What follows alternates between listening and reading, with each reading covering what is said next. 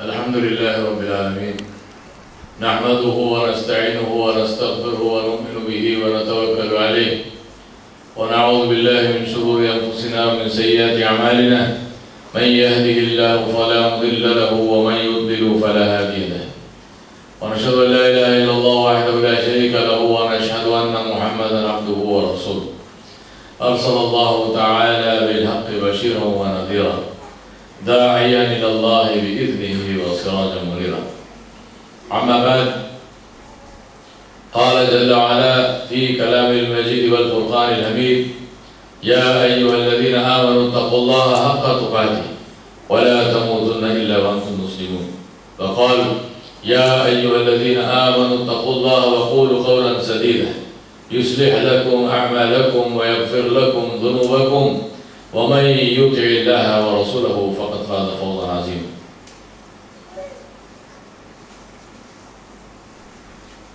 Abad, my dear respected brothers and sisters, Allah subhanahu wa ta'ala mentioned in the Quran: أعوذ بالله من الشيطان الرجيم بسم الله الرحمن الرحيم لا يكلف الله نفسا إلا وسعها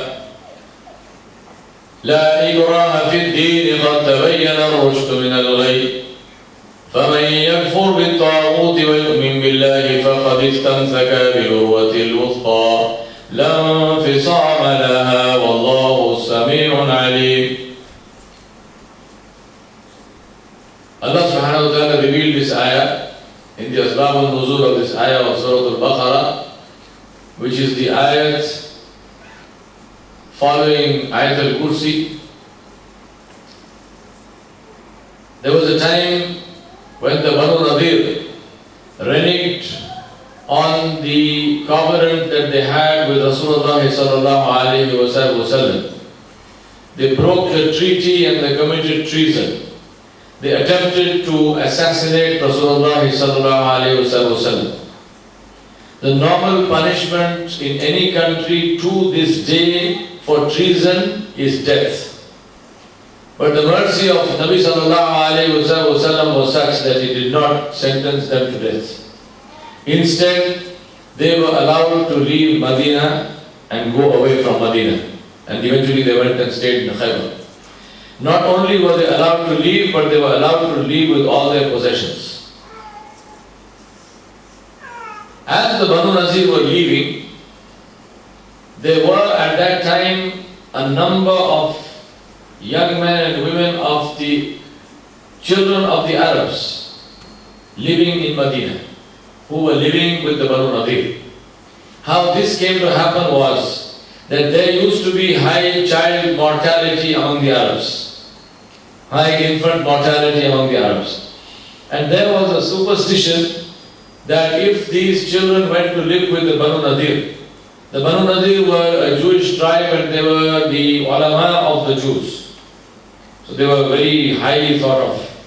And the Arabs believed that if their children went to live with the Banu Nadir, the children would survive. So a number of children used to be given to Banu Nadir to bring up, and they eventually stayed with them and they became part of that tribe. So now when the Banu Nadir were being banished from Medina, the children of the Arabs who were with them were also being sent out. So the Arabs came to Nabi sallallahu alayhi wa sallam and said, and asked him, and they said, what shall we do? Shall we force and compel our children to stay back? Or should we allow them to leave with the Banu Nadir? Obviously those children were brought up by those people, so they were attached to those people in whose houses they were living. And this is where Allah subhanahu wa ta'ala revealed this part of the Quran. And therefore, before we come to the ayah, I want to ask myself and you a question. The question is, are you a Muslim? I ask myself this question and I need to answer it for myself. And I ask you this question and ask you to answer it for yourself. Are you a Muslim? Are you a Muslim by choice? I know we are Muslims by name. I know we are Muslims because we were born in Muslim families. I know we even practice Islam, the external parts of Islam we practice. we worship, and so on. But internally in our hearts, are we truly Muslims? Have we made a conscious choice to be Muslim? I request you to ask this question to yourself and answer this question to yourself. And I remind myself that I need to do the same. And the reason I'm saying this is because Allah subhanahu wa ta'ala revealed this ayah of Surah Al-Baqarah and said exactly the same thing. Allah subhanahu wa ta'ala said, La ikraha fi deen. There is no compulsion in religion. Many Muslims today mistakenly apply this ayah on Muslims. Muslims who do not want to practice Islam, they try to use this ayah as an argument and say, brother, why are you telling me I have to pray? La ikraha fi deen. There is no compulsion in religion. This is because of their lack of understanding as far as the kalam of Allah is concerned and as far as the asbab al-nuzul of the ayat of the Quran are concerned. Anyone who understands the kalam of Allah and who understands and knows the asbab al-nuzul of this ayah knows that this ayah came for the people who were not Muslim.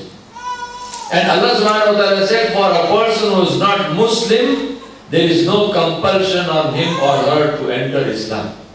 It is a choice that they have to make consciously. We don't force them. Nobody forces them, nobody begs and pleads with them, nobody tries to tempt them in this way or that way. There is no compulsion in religion. قَدْ تَبَيَّنَ الرُّشْدُ مِنَ الْغَيِّ. Allah subhanahu wa ta'ala said the two paths, the right and the wrong, have been clearly demarcated and separated and distinguished one from the other. قَدْ تَبَيَّنَ الرُّشْدُ مِنَ الْغَيِّ. The rushd, the way of hidayah, has been delineated and distinguished and defined. And al-ghayy, the misguidance, is also clear. So make your choice. And that is what I say to myself and you. Let us make our choice. And it's a very important choice to make. Because of what follows in this ayah. Allah subhanahu wa ta'ala said, فَمَنْ يَكْفُرْ بِالطَّاغُوتِ وَيُؤْمِنْ بِاللَّهِ فَقَدِ اسْتَمْسَكَ بِالْعُرْوَةِ الْوُثْقَى لَا انْفِصَامَ لَهَا. Allah subhanahu wa ta'ala said, the one who denies the taghut. فَمَنْ يَكْفُرْ بِالطَّاغُوتِ. The one who is the kafir of the taghut. The one who denies falsehood, false gods, false ideologies, false desires, false aims and objectives of worship and honor.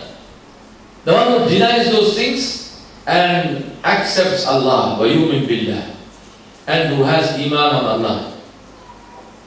فَقَدِ اسْتَمْسَكَ بِالْعُرْوَةِ الْوُثْقَى لَا انْفِصَامَ لَهَا.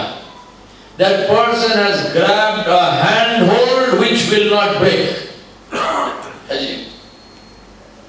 The one who denies the falsehoods and who accepts the truth of Islam and accepts Allah subhanahu wa ta'ala jalla wa ala as the only one worthy of worship, and accepts Muhammadur Rasulullah sallallahu alayhi wa sallam as his last and final messenger, such a person has grabbed a handhold which will never break. Lam fisama.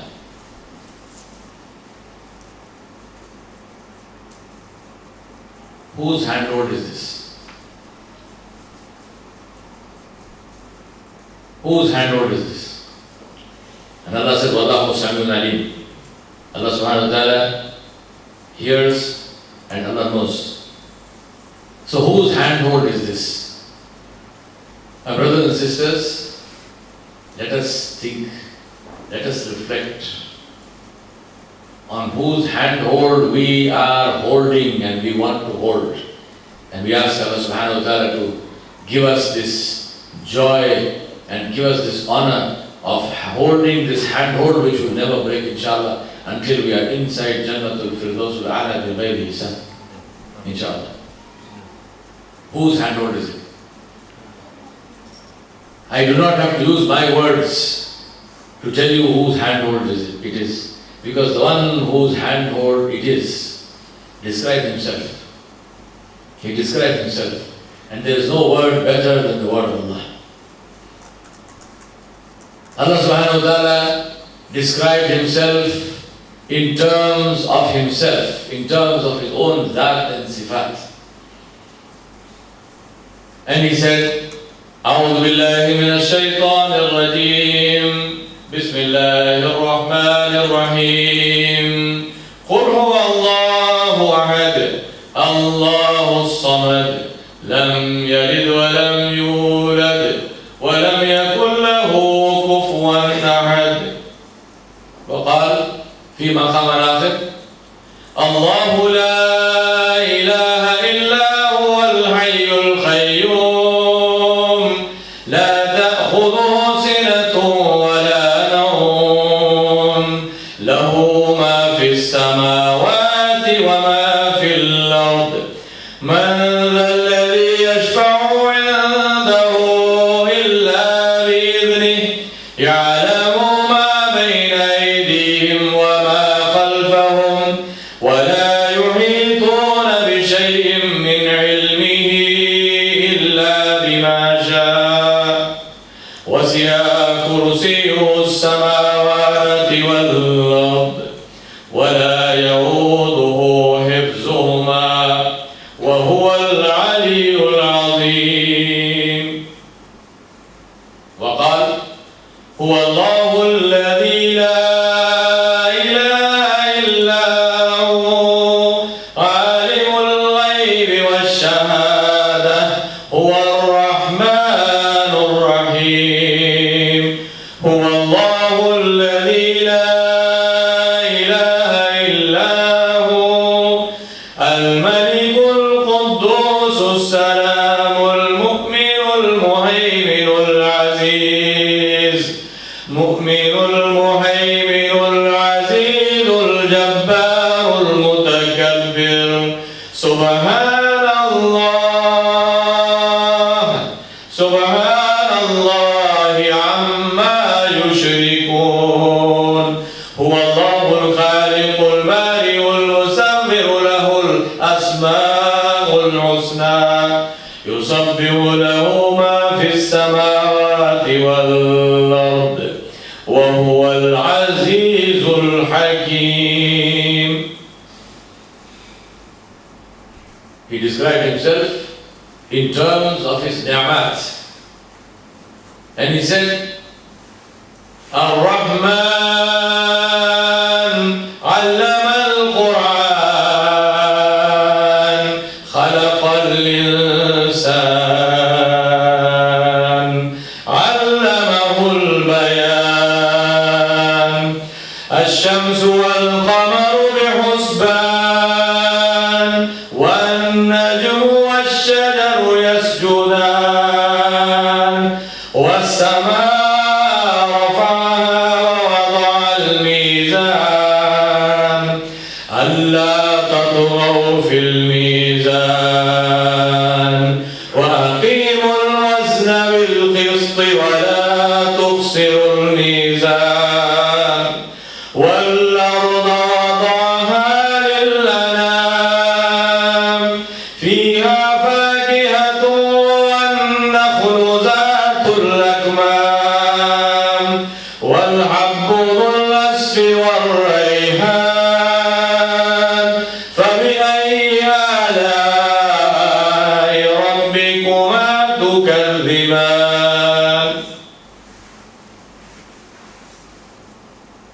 وقال في مقام آخر مرج البحرين يلتقيان بينهما برزخ لا يبغيان فبأي آلاء ربكما تكذبان.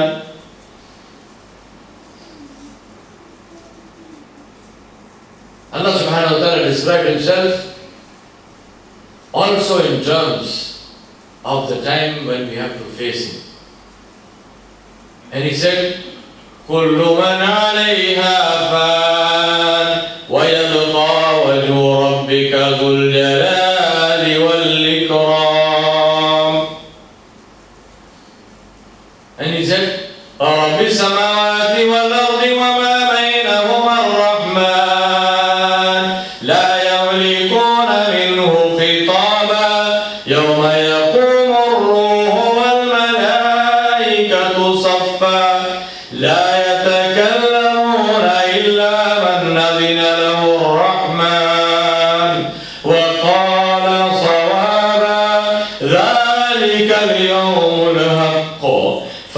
من شاء اتخذ إلى ربه مآبا.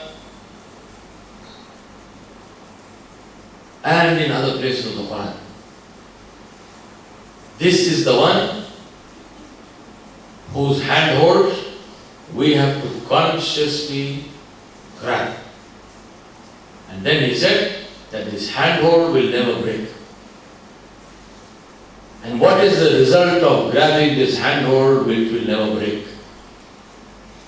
And he said, Allahu waliyul ladhina amanu yukhrijuhum min az-zulumati ila an-nur. He said Allah is the wali. Allah is the wali of the people who believe. We want to be awliya Allah. We ask Allah subhanahu wa ta'ala to include all of us among his awliya. But Allah said He is the wali of the people who believe. The ones who grab the handhold, Allah subhanahu wa ta'ala said, you grab the handhold not for nothing. If you grab the handhold of Allah, then only one thing can happen. And that is, يُخْرِجُهُمْ مِنَ الظُّلُمَاتِ إِلَى النُّورِ. Only one thing can happen, which is that you will be extracted from the darkness into the light. From the darkness of misguidance into the light of guidance. From the darkness of stress and fear and hopelessness into the light of freedom from fear. Amen. Peace, harmony. That is the result of holding the handhold of Allah subhanahu wa ta'ala. And this is what the Sahaba Ridwanullahi alayhim ajmain understood better than anybody else. And that is the reason why in the battle of Qadisiyah, when Rustam, the Iranian, the Persian general, sent a message to the commander-in-chief of the Muslim army, who was Sa'ad ibn Abi Waqqas radiallahu anhu. And he sent a message and said, send an ambassador to us. Send a person to us. We want to ask some questions. And he said to his people, dazzle the eyes of these Arabs. He said, who are these camel herders? What do they know about civilization? What do they know about civilization? These are Bedouins. These are desert tribes. What they know is camels and sheep. They live in tents. What do they know about palaces? And what do they know about culture? And what do they know about literature? And what do they know about a great civilization of which has an age of several thousand years? He said, dazzle their eyes. Set up this court that when the man comes here, he has to fall in prostration, in sajda. And they did that. And Sa'ad ibn Abi Waqqas radiallahu anhu sent his ambassador. Who was the ambassador? Rabi' bin Amr radiallahu anhu. An African slave. An African slave. Sahabi of Rasulullah. Rabi' bin Amr radiallahu anhu went. He is a warrior. He's dressed for war. His helmet on his head, he's wearing chainmail, he's got a sword, he's got his bow and arrow, and he rides his horse. He ties the horse to one of the pillars of the pavilion of Rustam, and he walks on the carpet, and he comes and stands before Rustam. I'm talking about what is the result of grabbing the handhold of Allah. He stands before the stage, the platform on which is the throne of Rustam, and Rustam is sitting up there. So he stands there. The people, the courtiers say, Rabi' bin Amr radiallahu anhu says, we do not fall in sajda before anybody. Says this head does not bow before anyone except Allah. Strange. One man, one single man, in the middle of the pomp and splendor of the majesty of the kingdom of Kisra, of course. So Rustam says to him, so tell me, why have you people come? Muhammad says, no, before I tell you anything, either I come up on your stage or you come down here. We cannot talk like this. Ajib. No adab. No adab for the dunya. For the kings of the dunya. There's no adab for the kings of the dunya. He says, either I come up there or you come down here, then we can talk. We can't talk like this. You are sitting up on that stage. People are shocked. They say, what kind of thing is this? No one ever talks to our leaders like this. So Rustam decided that to call him up would be a bigger problem, so he said he came down. So now they are standing on the carpet. So he says, tell me, why have you come? What do you want from us? Listen carefully, my brothers and sisters, because the answer of the companion of Muhammad sallallahu alaihi wasallam is the global statement of the Muslims to the people of the world. Rustam said, why have you come and what do you want from us? Rabi'a bin Amir radiallahu anhu says, we don't want anything from you. We want nothing from you. We have come to give you. We have come to give you. We don't take, we give. We take from the treasures of Allah and we give to the makhluk of Allah. He said, we haven't come to ask you for anything. We don't need anything from you. We came to give you. Rustam says, you came to give us. What can you give us? What do you have that you can give us? Rabi'a bin Amr radiallahu anhu said, we have come to give you the following and to do the following for you. لِنُخْرِجَ الْعِبَادِ مِنْ عِبَادَةِ الْعِبَادِ إِلَى عِبَادَةِ رَبِّ الْعِبَادِ. We have come to extract the slaves from the worship of slaves and take them into the worship of the creator of the slaves. مِنْ جُورِ الْأَدْيَانِ إِلَى عَدْلِ الْإِسْلَامِ. To take you out from the confusion and the oppression of the adyan, of multiple ideologies, of multiple religions, of multiple laws which change with the whims and fancies of the world. Something is good today and that same thing becomes politically incorrect tomorrow. Why? Because the consciousness of people has changed. They don't like it anymore. So what did he say? He said, Min Juril Adyan. This is confusion. This is confusion. I don't even know whether what I am saying is right or wrong. I don't even know whether my conduct is good or bad anymore. When I was growing up and you said to somebody, so and so is gay, it meant the man was happy, man. Today it means something else. Ajib? Things change. Why? Because today the world has decided this is okay. It's a lifestyle choice. Fine, make the choice. Make the choice. I always tell people, remember this. Freedom to choose means freedom to choose the consequences of the choice. Remember that. No choice is free. No choice is free. Freedom to choose means freedom to choose the consequences of that choice. Min juril adyan. We are given the figment of the imagination of freedom by saying, you can do whatever you want. Multiple choices, thousands of choices, millions of choices. But what is the meaning of adl? What is justice?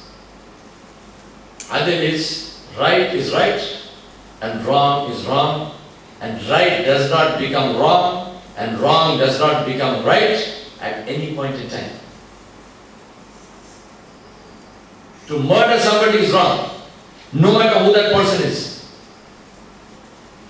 To save the life of somebody is right, no matter who that person is.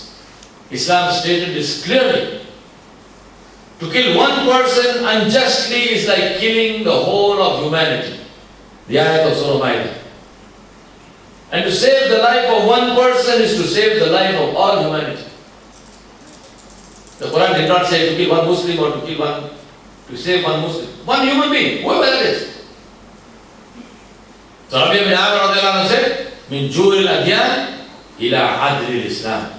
To take you out from this confusion and take you into the clarity, the beauty, the justice of Islam. And then he said, Min dayyaqil hayati dunya ila wus'atil hayati dunya wal akhirah.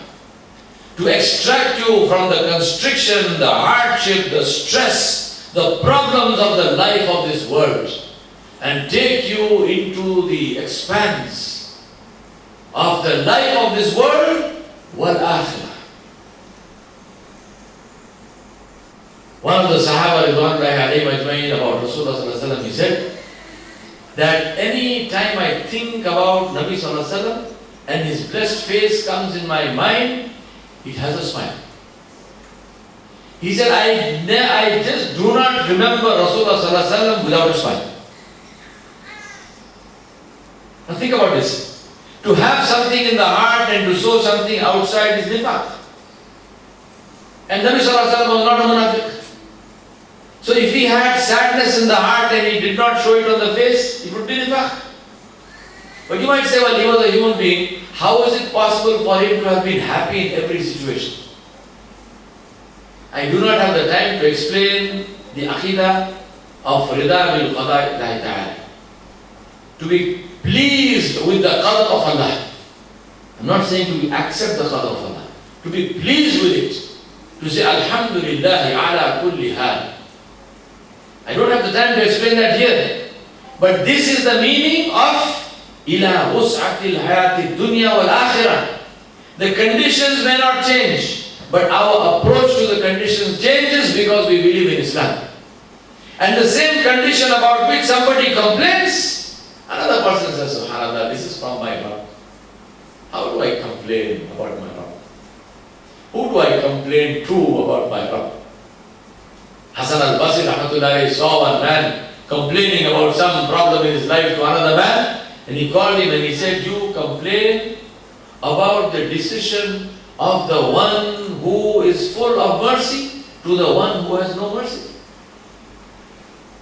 You are complaining about the decision of Arhamur Rahimin to someone who has no mercy. He says, what is this? What is this? Happiness is the result of attitude. It is not the result of material possessions. Happiness is the result of attitude, not of material possessions. Islam changes attitude. It throws a switch in the mind which removes sadness and puts happiness. Because the slave understands the meaning of being a slave. And the meaning of being a slave is to be pleased with the decision of the master, of the creator. So, Alhamdulillah, ala kulli hal. Whatever you decide for me, my Rabb, I am pleased with it. I am not only accepting it, I am pleased with it. I say, Alhamdulillah, I am yours to do with as you please.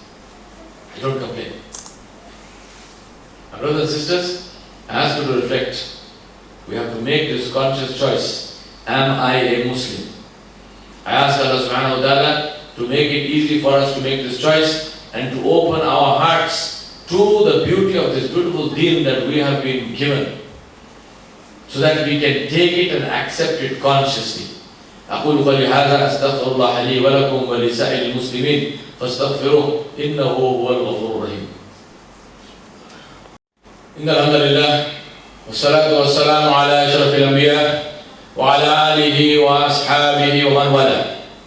وبعد، قال جل وعلا في كلام المجيد والفرقان الحميد: أعوذ بالله من الشيطان الرجيم. إن الله وملائكته يصلون على النبي يا أيها الذين آمنوا صلوا عليه وسلموا تسليما.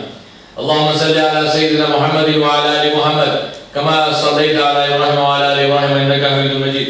اللهم بارك على محمد وعلى آل محمد كما باركت على إبراهيم وعلى آل إبراهيم إنك حميد مجيد وعلى خلفاء الراشدين أبا بكر وعمر وعثمان وعلي رضي الله عنهم أجمعين. وبعد, my dear brothers and sisters, I remind myself and you that we must make this choice of consciously choosing to be Muslims. And if we make this choice, as I explained, La ikraha fi din is for those who have not decided yet. But once we decide to enter Islam, then the ayah which applies to us, what is the meaning of entering Islam? Allah subhanahu wa ta'ala said, Ya ayyuhalladhina amanu udkhulu fis silmi kaffatan wa la tattabi'u khutuwati shaitan innahu lakum aduwwun mubin. Allah subhanahu wa ta'ala said, oh, you believe, enter into Islam completely and totally and do not follow the footsteps of shaitan. Verily, he is your open enemy. My brothers and sisters in Islam, entering into Islam completely does not merely mean to say the kalma with your tongue. It means to accept the responsibility of the kalima. To say that when we say Ashhadu an la ilaha illallah, that we do not worship anyone other than Allah subhanahu wa ta'ala under any circumstances. We do not bow to any grave. We do not worship Muhammad sallallahu alayhi wa sallam. We do not worship any angel or any nabi or any wali or anybody. We worship only and only Allah subhanahu wa ta'ala. We ask for help only and only from Allah subhanahu wa ta'ala, not from anybody dead or alive, human or not human. We ask only Allah because we stand on this musalla and we say Iyyaka na'bud wa Iyyaka nasta'in, and we do not lie before Allah subhanahu wa ta'ala. It is the right of the kalima that the Muslim consciously decides to do this. It is the right of the kalima when the Muslim says Ashhadu anna Muhammadan Rasulullah, that he completely and totally obeys Muhammad sallallahu alayhi wa sallam, and that he follows his sunnah and he does the ittiba of his sunnah in every aspect of his life. Without argument, without complaint, without anything, with a great deal of joy and happiness as a sense of honor. We were asked to follow the Nabi, the highest form of creation that Allah subhanahu wa ta'ala created. There is no one whose status is higher than the status of Muhammad Rasulullah sallallahu alaihi wasallam, and Allah subhanahu wa ta'ala told us to follow the best of the best, which is Muhammad Rasulullah sallallahu alaihi wasallam. So we do that with happiness, we do that as a sense of honor, as a mark of being chosen by Allah subhanahu wa ta'ala. No complaints. And see the power of this. I was just this afternoon, my brother Mursi told me an amazing story. It blew me away, man. It blew me away. He said that a sister who did not used to do hijab, she did not used to wear hijab. She was traveling in Africa and she went into a market and she saw this poor African woman, and this woman was sitting there with a black garbage bag. A black garbage bag over her head in which she had cut 2 holes for her eyes. So this sister, who's a wealthy woman, she looks at her and she can't take this. So she said, she tells the woman, what is wrong with you? What is this thing? You are sitting here looking ridiculous with this garbage bag on your head. What is the matter with you? What's wrong with you? The woman says, sister, this is what my Rabb has commanded me to do. Allah has told me to cover my head, to cover my hair and to wear this hijab. I don't have the money to buy a hijab. That is why I am wearing this. It blew away that woman. It blew her away. And she took on the hijab from that second onwards. How did that happen? By one Muslimah practicing her religion without complaint, without excuses. She was not giving dawah to his lady. She was not the one who initiated that conversation. She did not say, how can you walk around like this? Nothing. She was just sitting there doing her own thing.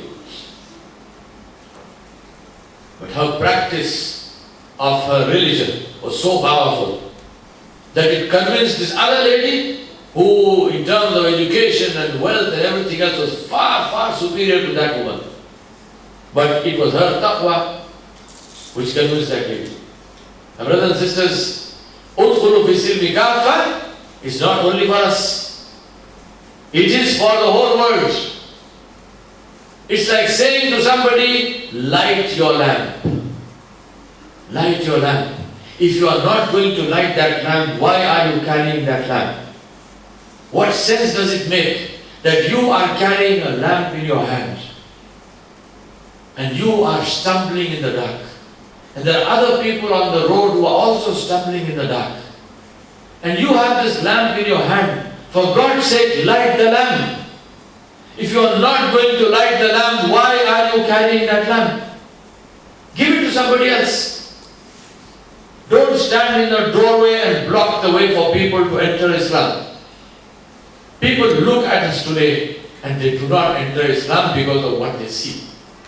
May Allah forgive me. This is the result of the way we practice Islam. We have become people who inhibit other people from entering Islam because they see the Muslim and they see what the Muslim does, and that is so horrible that they do not want to enter Islam. People curse Muhammad Rasulullah today not because they know him. If they knew him, they would never curse him. They curse him because they see us. And what they see is so bad that they say, who is this? This is the follower of Muhammad? Well, he must be the same. Sallallahu Alaihi Wasallam. My brothers and sisters, I remind myself and you, we were sent with a responsibility. We were sent to do a job. We were not sent to live like animals from sensation to sensation, from sleeping and eating and sleeping and eating and doing nothing else. We were not sent for this. We were sent with a mission. We were sent to help the world. We were sent to solve the problems of the world. We were sent to take people out from darkness into light. We were sent to take away the difficulties of people and give them a beautiful life which is free from stress. We were sent to take from the treasures of Allah Jalla wa Ala and give to the people of the universe, but we forgot how to take. We lost the keys, we lost the plot, we lost the connection with Allah. So when we stand before the treasure, the malaika guarding the treasure, they say, who are you? Who are you? He says, I am a Muslim. You are a Muslim? Well, you don't look like one. I never heard your voice in dua. I never heard your voice in tilawat al-Quran. I never heard your voice asking for Allah for anything. And now you have come to ask for the treasure, the keys of the treasure? Ajib. Udkhulu fi silmi kaffa is to become known among the malaika, is to become famous in a way which is worth something. Jibreel alayhi salam is sitting with Muhammad Rasulullah sallallahu alayhi wasallam, and Abu Dhar Ghifari radiallahu anhu passes in the distance. Jibreel alayhi salam says, Ya Rasulullah, there is your friend Abu Dhar. Rasulullah sallallahu alayhi wasallam said, Ya Jibreel, you know Abu Dhar? Jibreel alayhi salam said, Ya Rasulullah, which one of us does not know your friend Abu Dhar? Which one of us does not know your friend Abu Dhar? You want fame? Fame is not on YouTube hits. Fame is not on some dumb TV channel. Fame is not on some stupid conference. Fame is when the malaika know you by name. Fame is when Jibreel and Israel and Israfil and Mikael and the malaika of Allah subhanahu wa ta'ala, they know you by name. Fame is when they recognize your voice, when you raise your voice in salah, when you raise your voice in dua. Fame is when the malaika pray for you and ask forgiveness for you. That is fame. Seek fame. Seek fame. Seek real fame. Not the fame with people whose memories are very, very short. 10 days later, 5 days later, 1 week later, they will not even remember your name. Forget about anything else. We run behind that fame. Udkhulu fi silmi kaffa is to open our lives to the beauty of this deen. Is to live our life so that this life becomes a source of illumination, a source of light, a source of guidance, a source of beauty, peace, harmony for everyone who lives in our surroundings. For everyone, irrespective of whether they are Muslim or not Muslim. For everyone, irrespective of whether they are human or not human. Where a Muslim lives, the trees are green, the birds fly and sing, the grass is green, the water flows clean, because the Muslim lives his life like that. My brothers and sisters, I advise myself and you to fear the anger of Allah, to have taqwa, to displease Allah subhanahu wa ta'ala, to love Allah subhanahu wa ta'ala beyond anything else, because that is our hallmark, that is our brand. We are a people who love Allah. To follow Muhammad sallallahu alayhi wa sallam sunnah in everything we do, because that is the best way. I ask Allah subhanahu wa ta'ala to be pleased with you and to accept you and to accept your and my ibadah. ربنا ظلمنا أنفسنا وإن لم تغفر لنا وترحمنا لنكونن من الخاسرين. اللهم أعز الإسلام والمسلمين وأذل الشرك والمشركين ودمر أعداء الدين. اللهم شتت شملهم ودمر ديارهم ومزق جمعهم. ربنا ظلمنا أنفسنا وإن لم تغفر لنا وترحمنا لنكونن من الخاسرين. آمين يا رب العالمين. عباد الله رحمكم الله، إن الله يأمر بالعدل والإحسان وإيتاء ذي القربى وينهى عن الفحشاء والمنكر والبغي يعظكم لعلكم تذكرون. اذكروا الله يذكركم ادعوه يستجب لكم ولذكر الله أكبر والله يعلم ما تصنعون. أقيموا السلام.